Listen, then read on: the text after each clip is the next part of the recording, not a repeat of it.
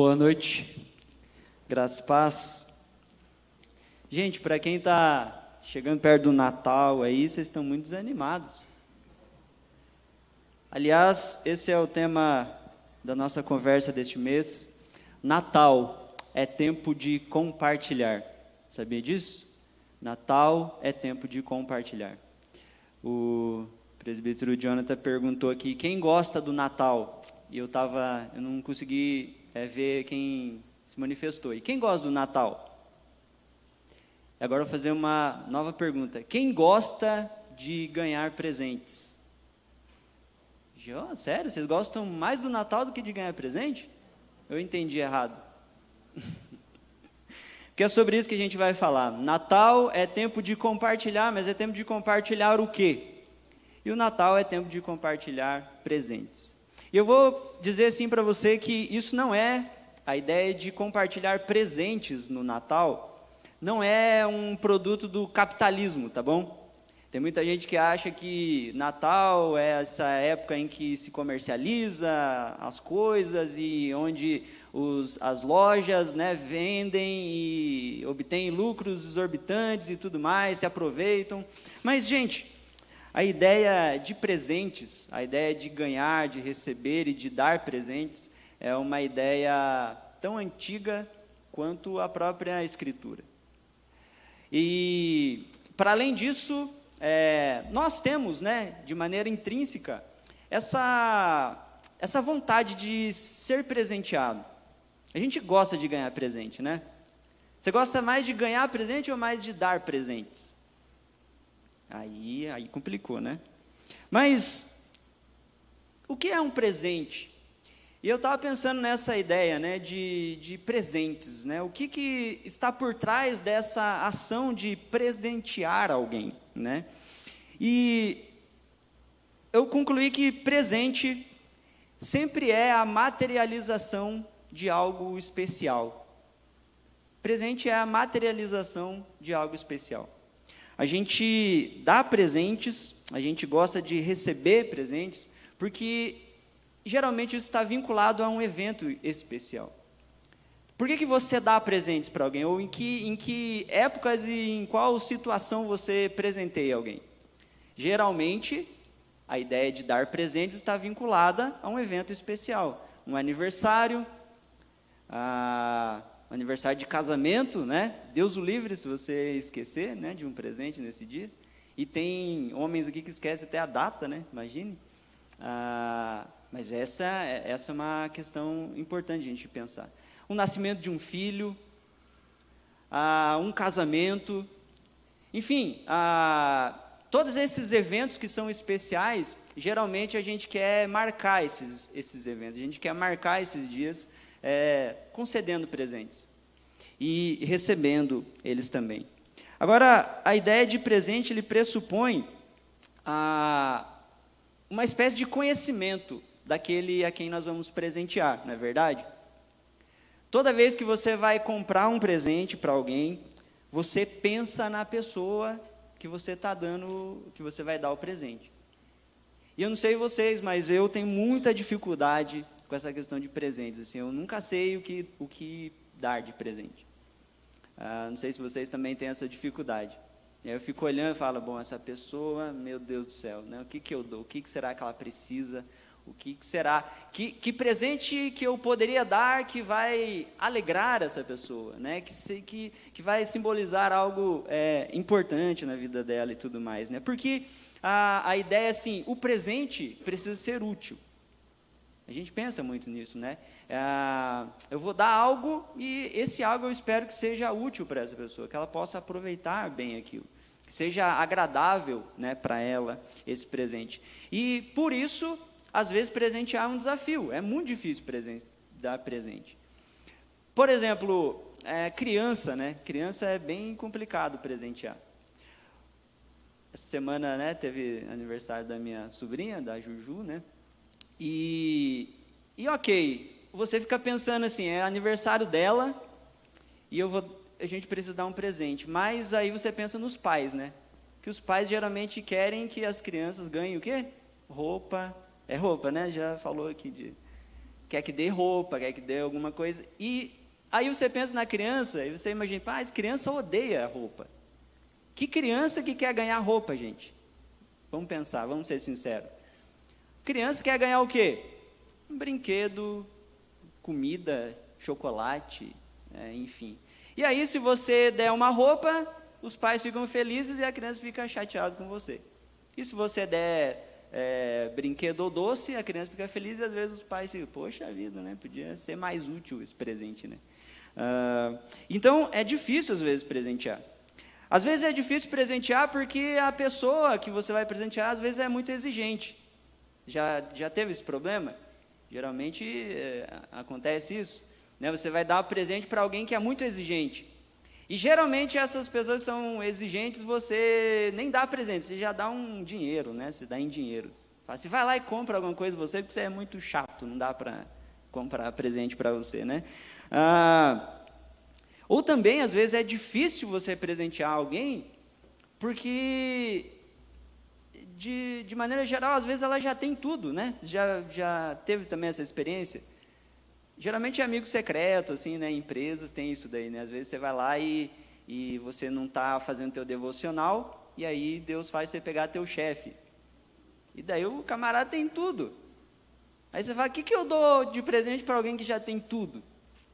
E daí é a hora que a gente comete as grandes gafes, né, da vida, dá uns presentes lá, nada a ver, né? Mas é por isso que eu acho que inventaram esse negócio de vale presente, né? Porque daí você escapa, você compra um vale presente, aí a pessoa vai lá e escolhe. Mas já não é muito um presente, né? Não sei, enfim.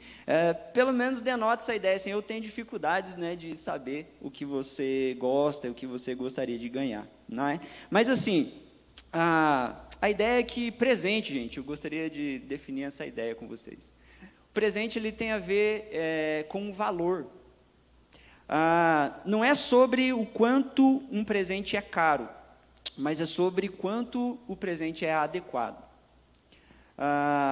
Presente, ele simboliza algo muito importante, que vai para além daquele presente. Sabe, quando você ganha um presente, significa assim, ó, eu me lembrei de você.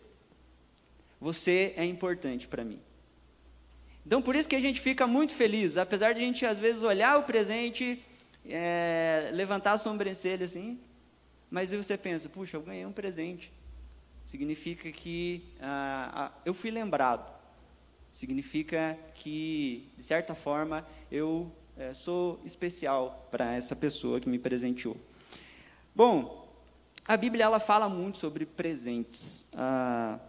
Pessoas dando, recebendo dádivas do Senhor, a gente vê em todo momento.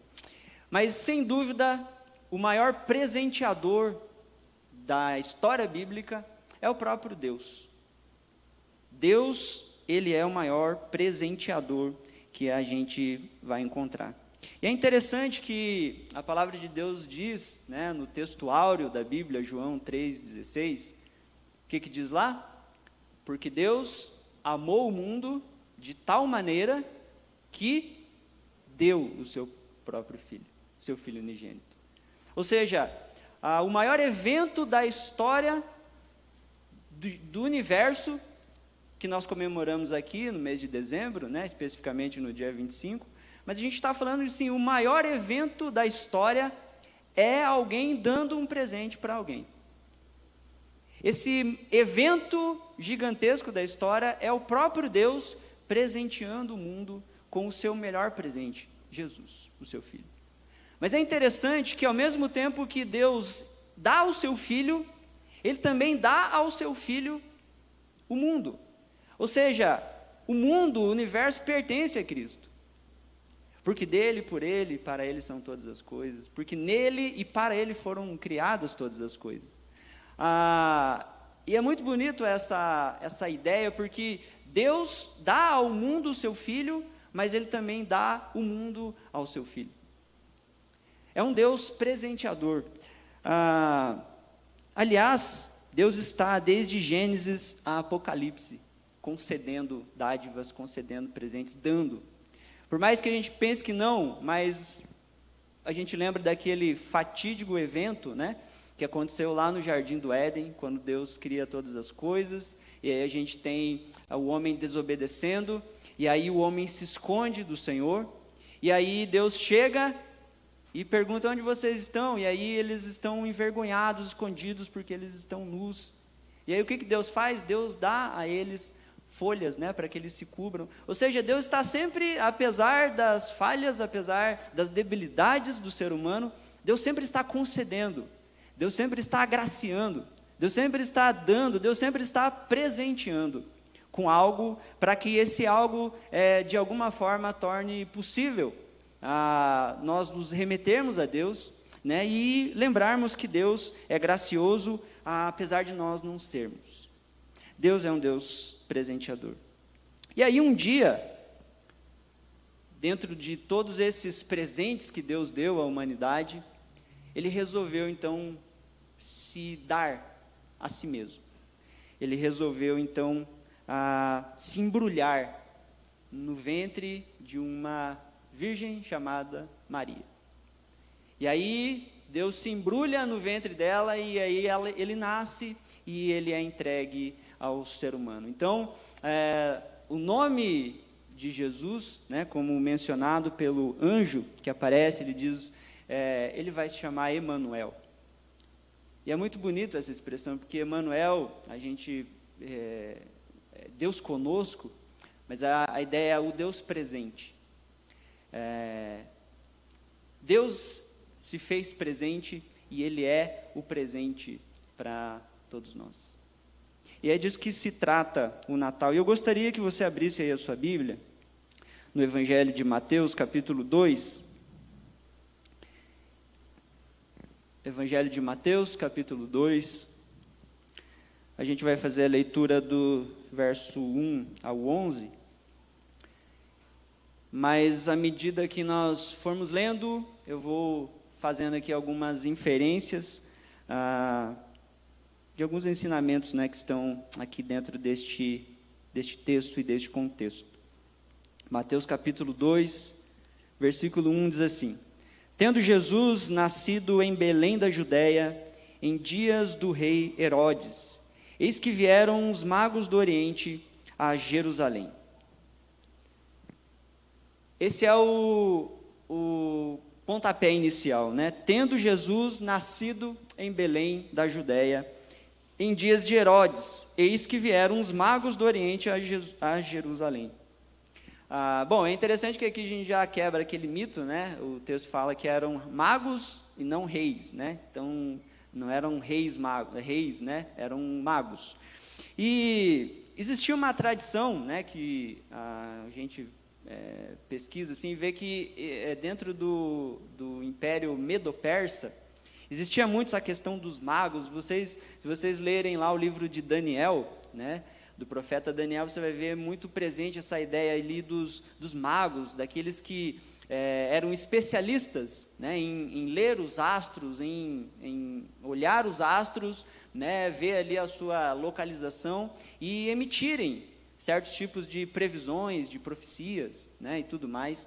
E esse é um texto bastante curioso, né, ele desperta muitas especulações, mas o que eu destaco aqui era que, independente dessa parte aí mais mística, né, uma das funções destes magos era reconhecer reis. Então, sempre está vinculado a essa ideia de que quando um homem era levantado para ser rei, você tem ali a participação dos magos, né, eles tinham essa ideia de reconhecer a legitimidade de um rei.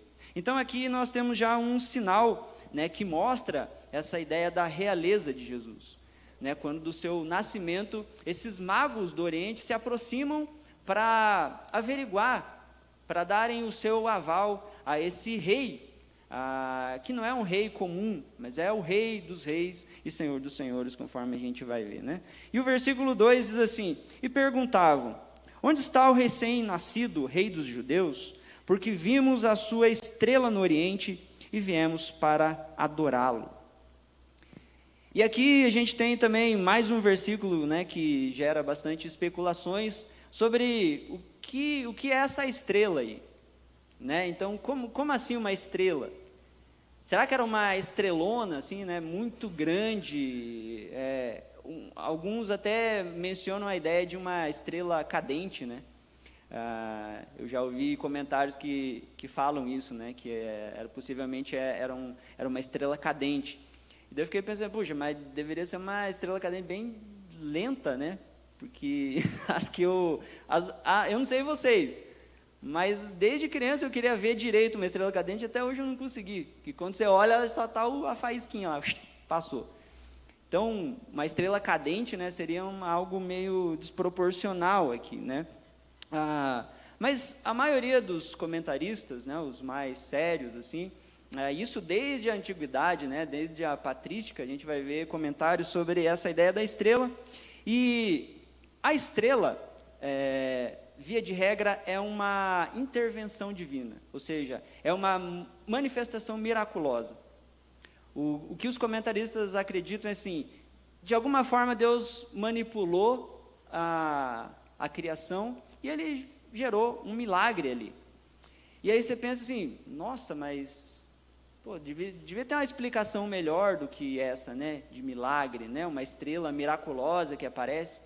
E talvez se você pense isso, eu quero lembrar vocês que Jesus ele nasceu de uma virgem. Então, se você está achando que Deus fazer uma estrela aparecer miraculosamente é estranho, pensa aí na concepção de Jesus. Pensa aí em todo o processo envolvido, né, no nascimento de Jesus ali, você já vai perceber que tudo isso é milagre de Deus, tudo isso é intervenção divina. E a estrela, então, segundo alguns comentaristas, ela representa essa glória revelada de Deus. Portanto, os reis magos, eles viram a intervenção miraculosa da glória de Deus. A ideia da glória de Deus, né, não é algo assim, né, uma unção, um negócio, é mais uma noção. Vocês lembram no Antigo Testamento, né, quando quando o povo estava no deserto, e aí o que acontecia durante o dia para eles não morrerem queimados? Tinha uma nuvem, né, que cobria o sol, e à noite, para eles não morrerem congelados, que eu acho que era Curitiba lá, inclusive, né? À noite, para eles não serem congelados, aparecia uma labareda, né, de fogo para aquecê-los. E aí é mencionada essa ideia, né, de que esses elementos, a nuvem e essa chama de fogo, eram manifestações da glória de Deus. Era um milagre que o povo de Deus estava presenciando, Deus estava manifestando ali a sua glória. E mais uma vez, né, uma estrela, né, mais um elemento celestial agora demonstra essa realidade. Eles viram a glória de Deus. Sabe por quê que essa é uma interpretação muito boa? Porque a glória de Deus sempre conduz a gente a Cristo. A glória e a manifestação, a revelação de Deus sempre conduz a gente para Cristo. Para onde que essa estrela estava apontando? Para onde que essa estrela estava conduzindo os magos? Para Jesus. E a manifestação da glória de Deus faz isso. Ela também nos conduz ao nosso Senhor e Salvador. O versículo 3 diz assim: tendo ouvido isso, alarmou-se o rei Herodes, e com ele toda Jerusalém. Então, convocando todos os principais sacerdotes e escribas do povo, indagava deles onde o Cristo deveria nascer. E aqui aparece já essa figura aqui, né, o rei Herodes. Claro que quando a gente estuda um pouquinho a história, a gente vai perceber que Herodes não era um rei legítimo de Israel. Herodes era um rei por causa das tramas políticas. Ele não era um rei legítimo de Israel. E ali, aqui aparece nesse texto aqui, Herodes ficando, de certa forma, perturbado. Porque ele ouve falar a respeito de um rei que nasceu, o rei dos judeus, e ele está aqui, está em Jerusalém. E aí Herodes fala assim, como assim nasceu um rei? Eu sou o rei aqui. E aí ele se perturba, né? E alarmou-se o rei Herodes. né, essa ideia de alarmou-se, ele ficou muito preocupado, ficou, né, aquela coisa. E aí, essa ideia de ser perturbado, quando você estuda um pouquinho da biografia aqui de Herodes, você vai perceber que esse cara aqui é muito perturbado. Ele é muito perturbado. Para você ter uma ideia, esse camarada matou a esposa. Ele é louco. Vocês acham que matar a esposa não é tão loucura isso, né? Brincadeira. Ele matou a esposa, mas não só isso, ele matou os seus filhos também. Herodes matou seus 3 filhos, exatamente porque ele tinha medo de que o seu governo, o seu reinado fosse usurpado. Então você imagina o nível de perturbação desse camarada. Um camarada que matou a esposa e matou 3 filhos para não perder a cadeira, esse camarada é louco, né? E é interessante, né? Porque essa é um princípio geral, assim, né? O que um homem louco faz? Ele faz loucura, né? O que um homem perturbado faz? Perturba. E é isso que Herodes está fazendo aqui. Ele convoca todos os principais sacerdotes, escribas do povo, e chama a casta religiosa, e aí ele vai indagar onde o Cristo deveria nascer. Esse homem chamado Herodes, perturbado, ele é perturbado porque, gente, ele não é um rei legítimo. Em outras palavras, ele não está no lugar que ele deveria estar, ou melhor, ele está num lugar que ele não deveria.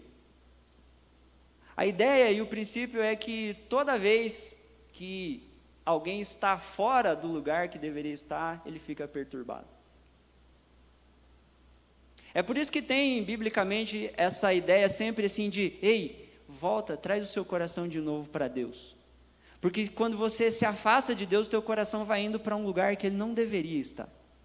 E quando o teu coração vai indo para um lugar que ele não deveria estar, você fica perturbado.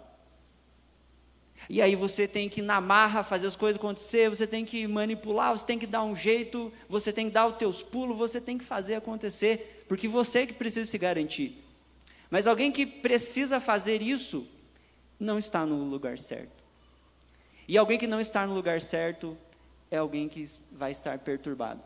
E alguém que está perturbado, é alguém que vai perturbar também.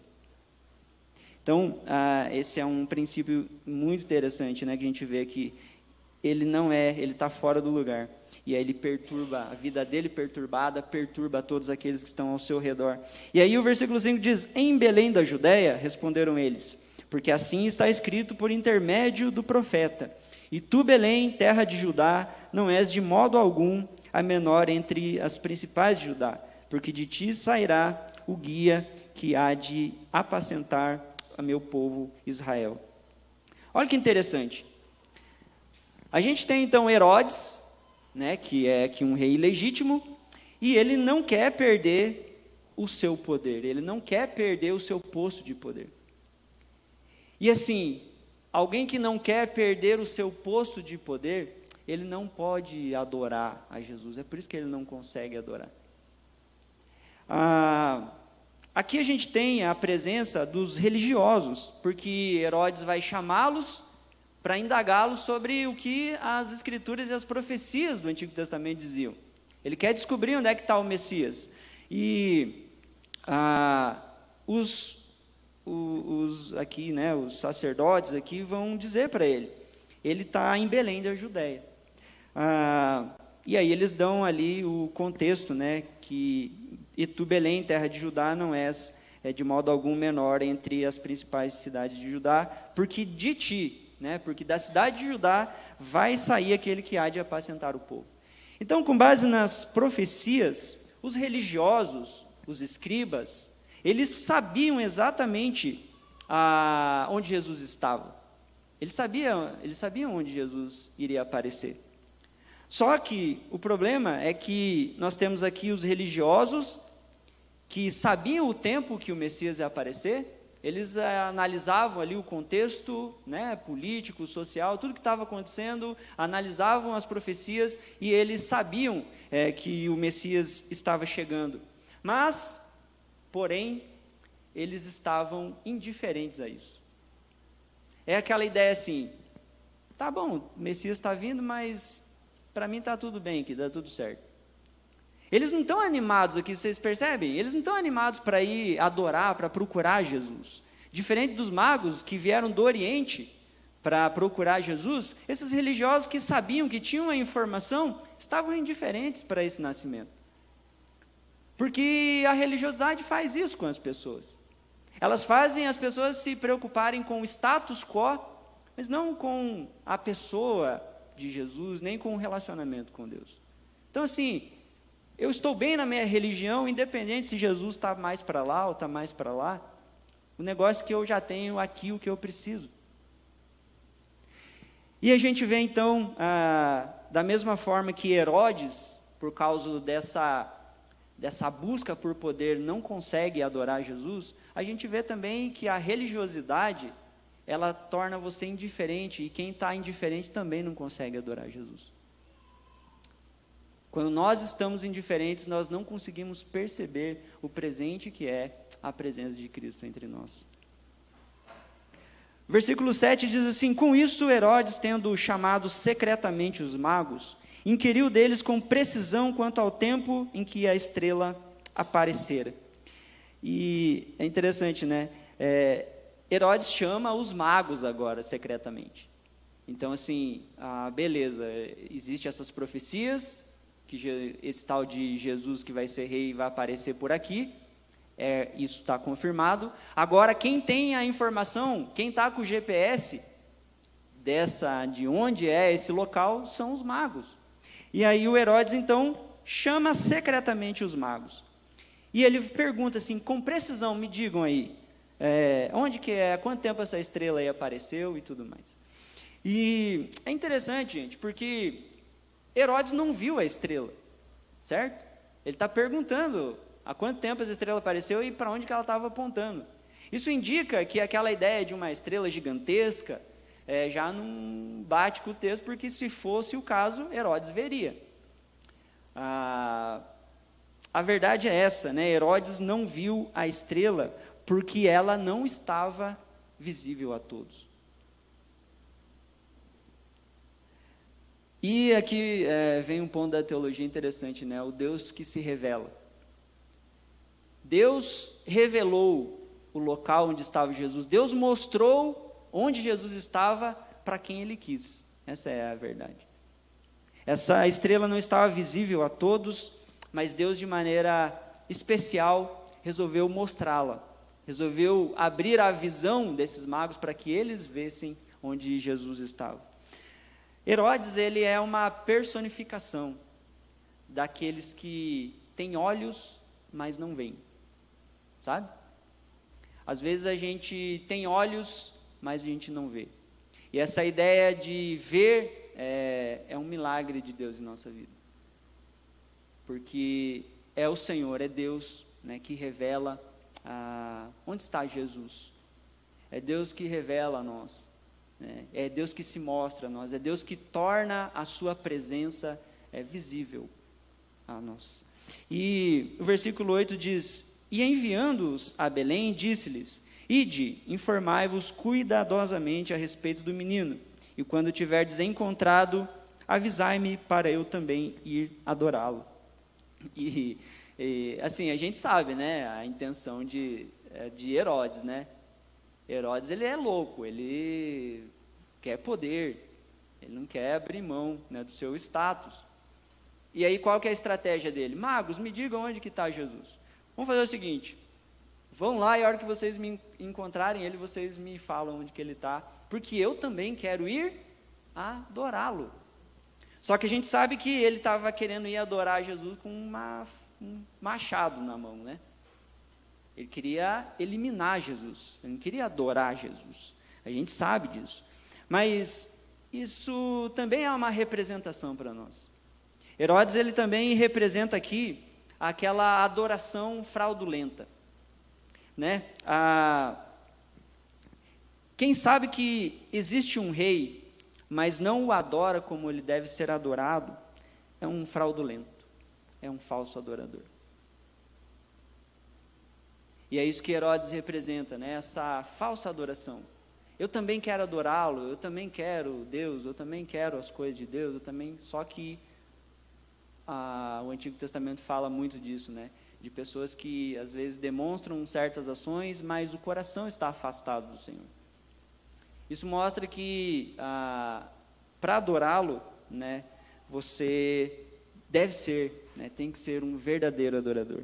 O versículo 9: depois de ouvirem o rei, partiram, e eis que a estrela que viram no oriente os precedia, até que chegando, parou sobre onde estava o menino. E vendo eles a estrela, alegraram-se com um grande e intenso júbilo. É interessante, né? A gente falou aqui sobre a ideia de que a glória de Deus vai conduzir você até a presença de Jesus.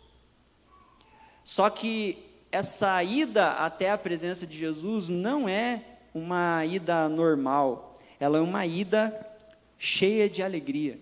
O versículo 10 fala: e vendo eles a estrela, alegraram-se com grande e intenso júbilo. E a gente sabe que júbilo é essa palavra mesmo, é celebração, é alegria, é pulo, é regozijo. Porque quando nós encontramos Jesus, é isso que acontece no nosso coração. A tristeza vai embora e nós encontramos a fonte de alegria. De uma forma grandiosa, nós encontramos aquilo que a gente sempre procurou. E isso, se você achasse a fonte daquilo que você tanto almeja, você ficaria feliz ou triste? Vamos usar um exemplo aqui que é bem comum e já vai pegar todo mundo. Dinheiro, quem que precisa de dinheiro aí? Amém, glória a Deus, né? Todos nós. E aí vamos imaginar que existe uma fonte de recursos, só que você tem que procurar e é bem difícil de achar. Vamos imaginar que você encontra. O que aconteceria, você acha, com você, assim? Você ficaria mais ou menos, tipo, que legal, achei aqui a fonte dos recursos financeiros. Gente, eu não sei, mas eu acho que ia rolar aí pelo menos 7 dias de churrasco, já viagens aí pelo mundo afora, uma alegria indizível e tudo mais. A gente sabe que o nosso maior problema e a maior necessidade que nós temos não é dinheiro. O que nós precisamos é de um Salvador, que resolva o problema que nós temos com Deus, que nos conecte novamente com Deus, porque foi isso que a gente perdeu. A gente perdeu o acesso a Deus. E isso não é algo temporal, isso é algo eterno. E aí Cristo é esse presente de Deus que resolve o nosso problema. Esse presente chamado Jesus é o nosso acesso de novo a Deus, a fonte de toda a vida. E isso alegra, traz júbilo. Alegraram-se com grande e intenso júbilo. Então, além de ser júbilo, é intenso, né? É grandioso. A glória de Deus sempre nos conduz a Cristo em celebração. A presença e orientação divina resultam sempre em alegria. Nesse processo de a glória do Senhor nos apontar onde está Jesus, e nesse processo de irmos até onde Jesus está, esse é um processo de alegria. É um processo de bem-aventurança, um processo de felicidade.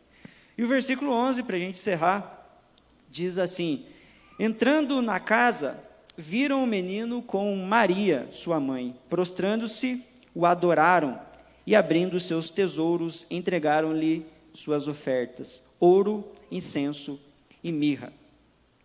Isso aqui é muito bonito, gente, porque o versículo está numa ordem que eu entendo ser adequada. Entraram na casa, viram o menino com Maria, sua mãe. Prostrando-se, o adoraram, e abrindo os seus tesouros, os seus presentes, eles entregaram a Jesus. A lógica aqui é a seguinte: antes de eles entregarem suas ofertas, os seus presentes a Jesus, eles entregaram o seu próprio coração. Antes de darem as suas ofertas, os seus presentes a Jesus, eles o adoraram. Eles se prostraram e eles adoraram ao Senhor. Portanto, antes de nós entregarmos ao Senhor as nossas obras, aquilo que a gente faz, né, os nossos presentes a Deus por todos os benefícios que Ele tem nos dado, nós precisamos, antes de tudo, entregar o nosso próprio coração. render o nosso próprio coração ao Senhor. Dar-nos como oferta viva ao Senhor, sabe? Essa é a ideia aqui. Dar a si mesmo é reconhecer que o outro é maior. É um indício de submissão. Se render, se dar ao Senhor é se submeter a Ele. É reconhecer quem Ele é. É reconhecimento. E os presentes aqui, não sei para vocês, mas para mim é bastante curioso, né? Porque o presente é ouro, incenso e mirra. E aí a pergunta que eu fiquei pensando assim, por que você dá ouro, incenso e mirra para uma criança recém-nascida? Né? Já parou para pensar nisso? Se você tem um recém-nascido, você vai dar ouro, incenso e mirra para ele, para que serve?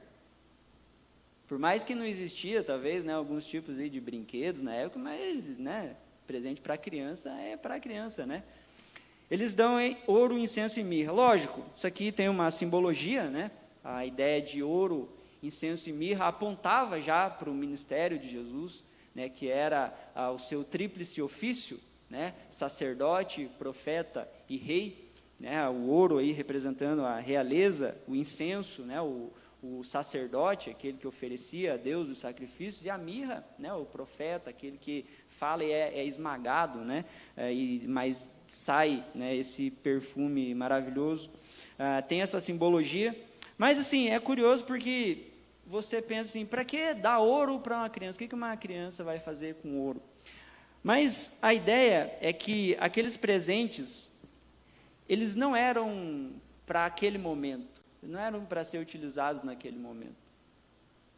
Eles indicavam algo que Jesus ainda viria a fazer. Às vezes, Deus dá dádivas para a gente, Deus dá presentes para a gente, mas não é para agora, sabe? Às vezes, Deus já nos abençoa, mas essas bênçãos, elas serão usufruídas daqui a pouco, né? Mais para frente. Mas o ponto aqui, para a gente encerrar, é que Cristo é o presente que nos foi dado no passado. Nós estamos no ano de 2023. Há 2000 anos atrás, Jesus nasceu. Esse é o presente que foi dado para a humanidade no passado. Ele é o presente que foi dado no passado. Mas Cristo também é o presente que nos é dado agora, nosso presente. Ele é o Emanuel, Deus presente. Ele é o presente que está sempre presente. Mas mais do que isso, Ele continuará sendo o nosso maior presente no futuro.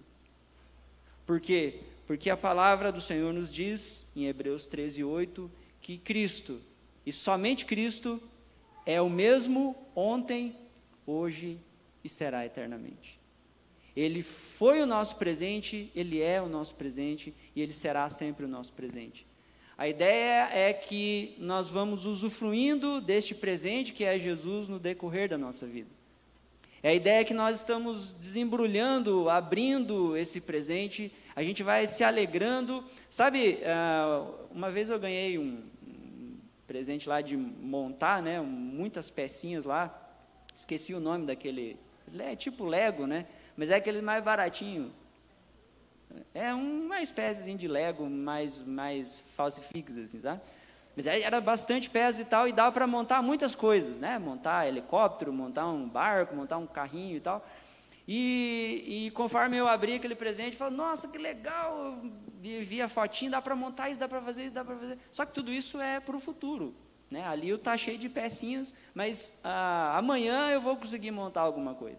Amanhã eu vou ver esse presente se transformando em algo, mas eu já estou alegre por isso. Então essa ideia é que Jesus é esse presente que a gente usufrui por toda a vida. E não só por toda a nossa vida, mas por toda a eternidade. Porque Ele será sempre o Emanuel, Ele sempre será o Deus presente que é presente, né, em nossas vidas. E eu gostaria de orar com vocês, para que neste Natal a gente lembre que é tempo de compartilhar. E a gente compartilha essa mensagem de que nós ganhamos um maior presente que alguém poderia dar. O próprio Deus se embrulha e se entrega a nós. Só que você também pode ser um presente de Deus para alguém. E essa é a reflexão que a gente faz. De repente você pode compartilhar, você pode ser um presente de Deus na vida de alguém, indicando para eles onde Jesus está. Eu sei que você gostaria de ser um presente para os seus familiares, para os seus amigos. Eu sei que você gostaria que a sua vida fosse útil para alguém. Lembra, o presente não tem a ver com o preço, mas tem a ver com a sua utilidade. Eu acho que não há presente mais útil que você pode dar para alguém do que apontar para Jesus. Que dizer para essa pessoa, o maior presente que você vai ter é encontrar Jesus. Eu encontrei. E eu quero que você encontre também.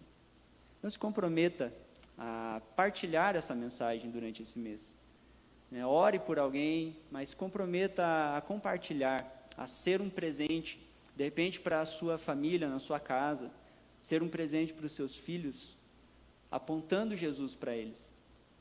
Ser um presente para o seu cônjuge, apontando para eles Jesus. Ser um presente para os seus amigos, apontando para eles Jesus. Esse é o objetivo. Senhor, nós nos colocamos em sua presença, gratos aqui por lembrarmos, Deus, deste ato tão especial, onde o Senhor se fez presente e se deu por nós. Se entregou a nós, ó Deus, por meio do seu Filho Jesus Cristo. E por meio dele nós temos acesso a Deus. E a gente aprendeu aqui essa noite que presente é algo significativo, algo especial. E todos nós que fomos impactados, ou todos nós que recebemos essa revelação, essa estrela que nos apontou para onde está Jesus, fomos alvos dessa benevolência do Senhor. Mas é o nosso dever, então, quando acessamos Jesus, sermos verdadeiros adoradores, nos prostrarmos, adorarmos o Senhor, fazermos isso em alegria, em júbilo, porque é isso que o Senhor promove em nossas vidas. Não sermos falsos adoradores como Herodes, nem indiferentes como esses religiosos aqui, mas que a gente, ó Deus, de fato possa chegar ao Senhor, entregar a nossa adoração, entregar o nosso coração, e aí sim entregar também o nosso serviço. E nós fazemos isso compartilhando